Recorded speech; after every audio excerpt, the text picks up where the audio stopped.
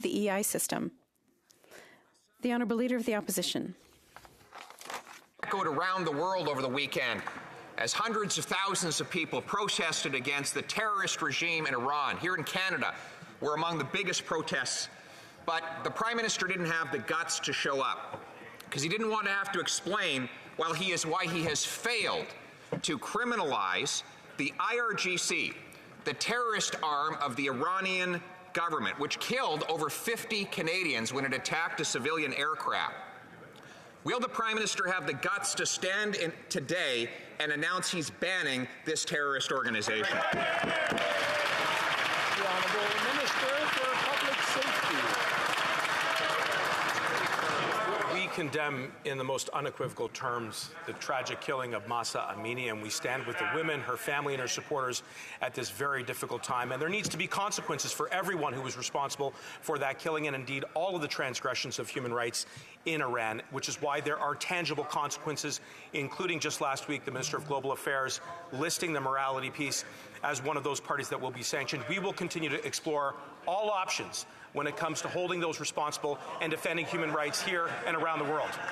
The Honourable Leader of the Opposition. We don't need symbolic sanctions. We need real action against this terrorist organization, and we need it now. The Minister says he's still exploring.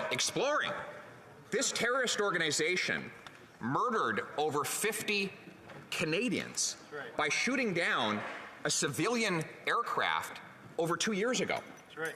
This government promised they would ban that terrorist organization not long after that. They still haven't done it. It is perfectly legal for that group to raise money, organize logistics on Canadian soil after it killed our people. What kind of Prime Minister fails to stand up for his own citizens after they've been murdered? Why won't he stand in his place today and ban this group? The Honourable Minister for Foreign Affairs.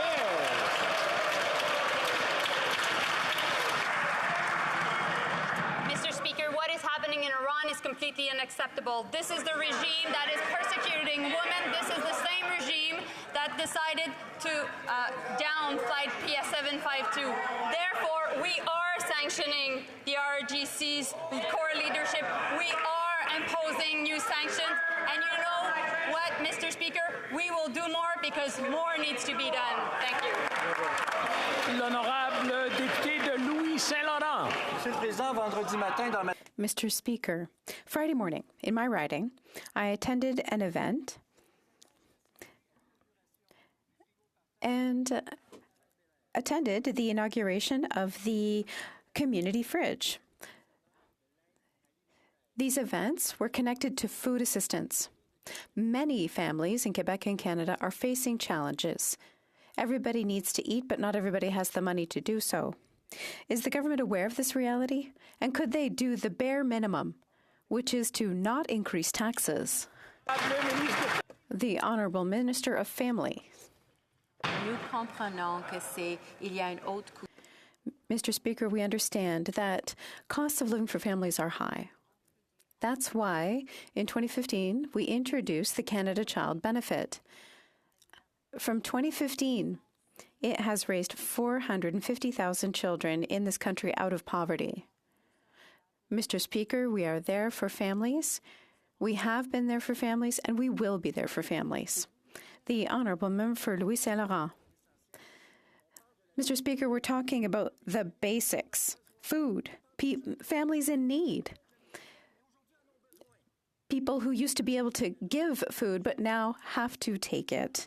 We are a G7 country, and food banks aren't enough. And what does this government want to do? Increase taxes. Can this government have a heart and understand that the Liberal carbon tax is no, no, no?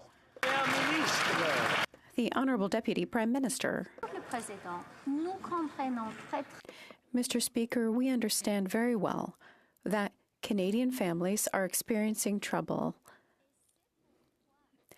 That is why we are going to increase payments to ease the burden of inflation. These measures will give $500 to Canadian families. Now is the time for Conservatives to support our plan for dental care for children and housing payments.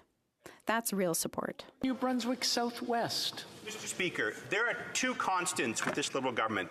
Liberals have never seen a tax they do not like. They have never seen a tax they will not hike. Conservatives know that a dollar left with Canadians is better than in the hands of the politicians who taxed it. So will this government cancel its plan to triple its carbon tax on groceries, gasoline, and home energy fuels? The Honourable Minister of the Environment. Mr. Speaker, I know math is not the Conservative Party of Canada's forte. I don't understand how going from $50 to $65 is a tripling, Mr. Speaker. Thank you. The Honourable Member for New Brunswick Southwest. Triple. This government will triple the tax on gasoline, triple the tax on energy, and make everything Canadians buy more expensive.